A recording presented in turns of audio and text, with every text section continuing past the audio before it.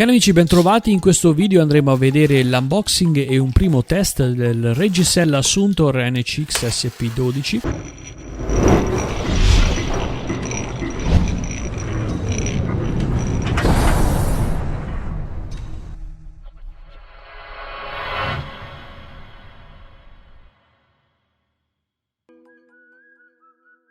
Che è stato progettato e realizzato al fine di aumentare il comfort durante le nostre uscite in bici. Non è altro che una sospensione che si interpone tra la sella della nostra bicicletta e il telaio e permette di andare a assorbire l'energia derivante dai piccoli urti dovuti al terreno disconnesso. Una delle grandi differenze di risposta e comportamento di una sospensione è data dal tipo di elemento elastico utilizzato. Infatti, variando l'elemento incaricato di immagazzinare e in seguito disperdere l'energia degli impatti, si avrà una notevole differenza nel feeling stesso di guida. Due sono gli elementi elastici tipicamente utilizzati, le molle e l'aria. Per l'appunto il nostro Suntour utilizza una tecnologia a molla brevettata. All'interno della sezione tubolare è presente la molla di precarico, che naturalmente deve essere tarata a seconda del peso del biker. Infatti, ciclisti diversi hanno bisogno di precarichi tarati a seconda appunto se sono ciclisti abbastanza pesanti oppure se sono ciclisti un po' più leggeri. Tipicamente è presente una molla standard che vale per la maggior parte dei ciclisti, è la molla intermedia, ideale per coloro che pesano dai 63 agli 82 kg, ecco. Se però non rientrate in questo range, non dovete acquistare la Suntour intermedia, ma una Suntour soft, quindi che monta all'interno una molla di precarico di tipo soft, oppure morbida, chiamata in italiano, ecco. È ideale per ciclisti che arrivano a pesare fino ai 63 kg.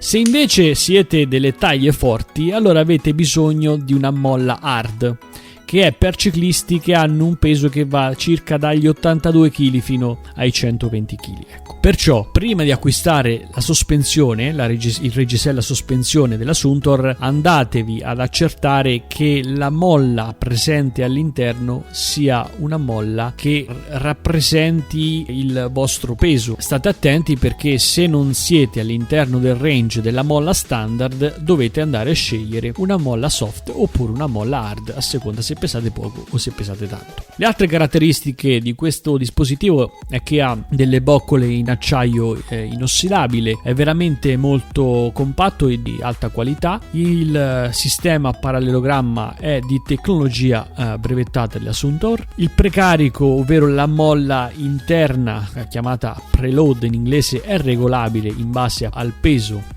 del ciclista, quindi magari la prima volta risulta un po' complicato andarla a regolare. Fate un test, quindi lasciate come vi arriva a casa, poi se volete andare a modificare, allora fate dei test e andate a modificare appunto il precarico della molla e poi vedete se vi trovate meglio oppure se vi trovate peggio e andate a fare le varie modifiche. Quindi serve un po' di tempo per settare la molla al vostro peso. Per quanto riguarda l'estensione massima, essa è inferiore naturalmente alla lunghezza effettiva della sospensione. Questo è dovuto al fatto che qualche centimetro, 4-5 centimetri, devono rimanere all'interno del tubolare della struttura della bici affinché la sospensione appunto possa fare presa e possa essere ben aggrappata a quella che è la struttura della bicicletta. Chiaramente non si può alzare la sospensione al massimo della sua altezza lasciando magari mezzo centimetro, sarebbe troppo poco, e quindi per motivi di sicurezza è presente un valore minimo che non deve essere superato.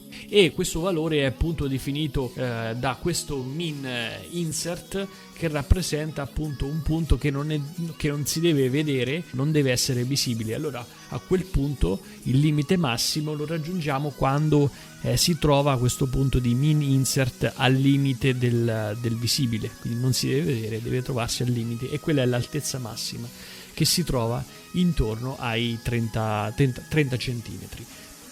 L'altezza minima rappresenta un altro parametro veramente molto importante da tenere in considerazione, e è l'altezza minima che io ho rispetto al telaio.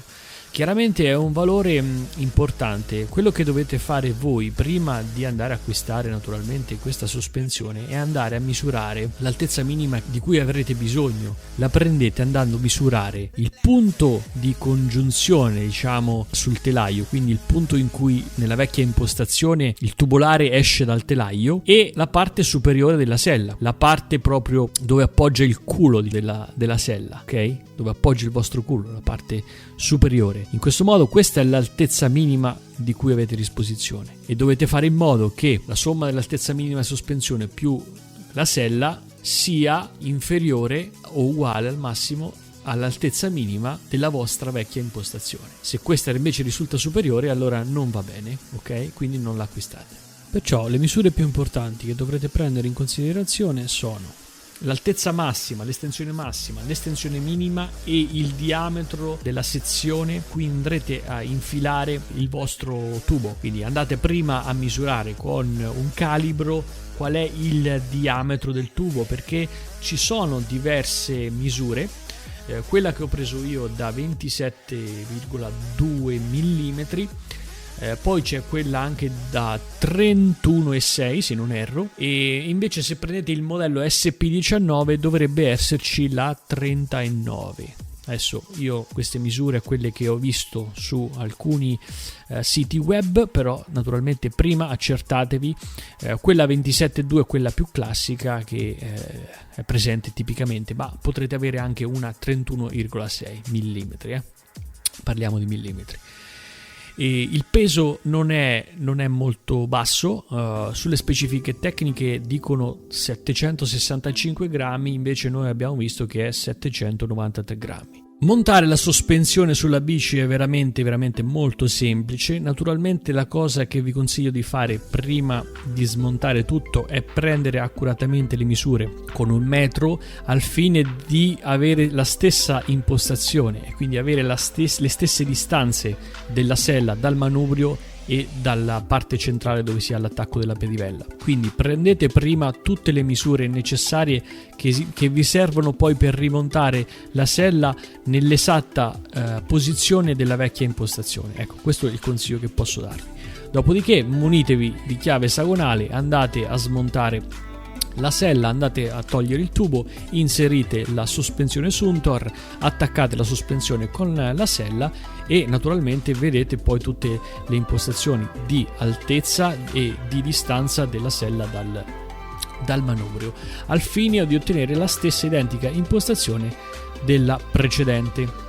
Naturalmente, se ce l'avete, cercate di munirvi di una chiave torsiometrica per poter stringere le nostre viti esagonali con la coppia che viene scritta sulla nostra Suntor e sul nostro telaio, onde evitare di andare a stringere troppo oppure troppo poco. Bene, io l'ho montata e poi sono andato a fare un piccolo giro di prova dove ho cercato di mostrare, attaccando il telefono con un metodo molto arcaico al telaio della bici senza farlo cadere. Ci sono riuscito alla fine dopo 4-5 tentativi, dopo aver utilizzato carta gommata e nastro isolante e una struttura veramente blanda e scarsa, ma ha funzionato. Ebbene, ho fatto queste riprese che adesso vi mostro, dove possiamo vedere effettivamente come funziona la nostra sospensione in relazione a quello che può essere un percorso tipico della nostra bici. Ad esempio, io l'ho installata sulla mia bici gravel perché chiaramente la bici gravel non ha alcuna sospensione, non ha alcuna ammortizzazione, e quindi tutti gli effetti derivanti dalle disconnessioni del terreno che andavo a prendere mi arrivavano tutti sul corpo, si trasmettevano naturalmente dalla ruota al telaio e poi sul corpo.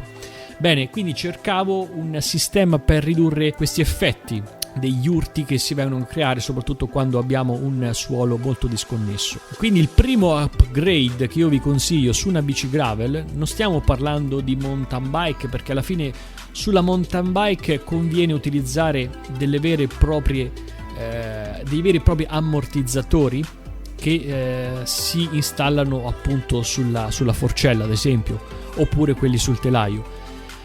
Invece nel caso della gravel, poiché non abbiamo degli ammortizzatori, non abbiamo delle forcelle ammortizzate. Oddio, in realtà nelle ultime gravel alcuni le hanno installate, però chiaramente costano molto. Quello che possiamo fare appunto è andare ad installare questa sospensione tra la sella e la nostra struttura della bici. Chiaramente questo ha poi alcuni effetti, alcuni svantaggi che alcuni dicono, come quello di andare a imprimere meno forza sul pedale, perché naturalmente hai la sella che si va a muovere leggermente, eccetera eccetera. Ma sicuramente i benefici che se ne traggono, quindi il comfort, soprattutto quando facciamo delle lunghe uscite con un chilometraggio abbastanza importante, chiaramente il comfort rappresenta un aspetto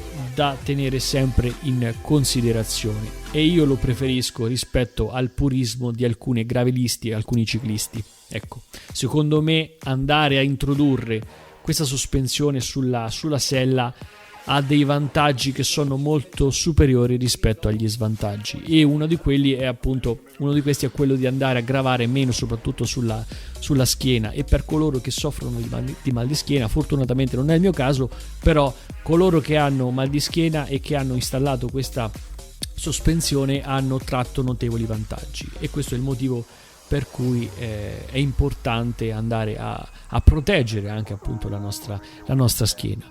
Un altro upgrade che si potrebbe fare è quello di andare ad introdurre un attacco ammortizzato tra lo sterzo e il telaio, che permetterebbe di andare ad ammortizzare quelli che sono gli urti che invece gravano sulla parte più anteriore. E questo secondo me è un altro aspetto molto importante, perché quello che ho notato io nelle mie uscite in questi paio d'anni che ho la bici è che quando torno a casa mi fanno male leggermente i polsi, poi un po' di più quando faccio un chilometraggio maggiore. Però questo è dovuto al fatto che tutti gli urti non vengono ammortizzati dalla struttura, dalla bici chiaramente, ma ce li ritroviamo poi sul corpo, e quindi anche sui polsi. Ecco, e i polsi sono sempre molto indolenziti, e quello che si potrebbe fare, un secondo upgrade, e che penso che farò, è quello di installare appunto un sistema ammortizzante sul manubrio, che permetta di ridurre l'effetto negativo degli urti sui polsi, che sono quelli che vengono più sollecitati nelle bici gravel. Ecco, poi l'ideale in futuro sarebbe quello di andare a installare una vera e propria ammortizzazione sulla forcella, e però questo ha naturalmente un costo molto elevato, e i puristi ciclisti e gravelisti si troveranno molto in disaccordo, perché per i puristi è un po' una bestemmia andare a introdurre delle sospensioni sulla gravel. E questo è quanto. Ecco, spero che questo video vi sia stato utile. L'ho fatto perché in realtà online non era presente un video informativo, soprattutto in lingua italiana, che permettesse di andare a vedere un po' quelle che erano le caratteristiche soprattutto di questo modello, l'SP12. E perciò, visto che mancavano, ho detto perché non fare un video in cui elencare magari quelle che sono le principali caratteristiche, fare un unboxing, fare un primo test, per andare magari a consigliare coloro che vogliono acquistare questa sospensione, oppure magari sospensioni simili, perché poi ce ne sono diverse. C'è una sospensione che costa invece sui $180, quindi parecchi soldi, che ha un funzionamento leggermente diverso, ma se ne trovano diverse, di diverse marche. Naturalmente la maggior parte sono tutte statunitensi, perché è una tecnologia sono tecnologie che vengono brevettate, e gli Stati Uniti in campo di brevetti sono tra i migliori. E però quindi le potete trovare di diverse tecnologie online, e anche di diverso costo. Questa secondo me è quella che ha un rapporto qualità-prezzo sicuramente imbattibile. Suntour SP12 NCX. Io vi ringrazio per aver visto il video, spero di non avervi annoiato, e ci vediamo alla prossima YouTubeata. Bene? Grazie mille, iscrivetevi se vi è piaciuto, se non vi è piaciuto non iscrivetevi, lasciate un like se vi è piaciuto, se non vi è piaciuto non lasciate nulla. Grazie e alla prossima. Bye bye.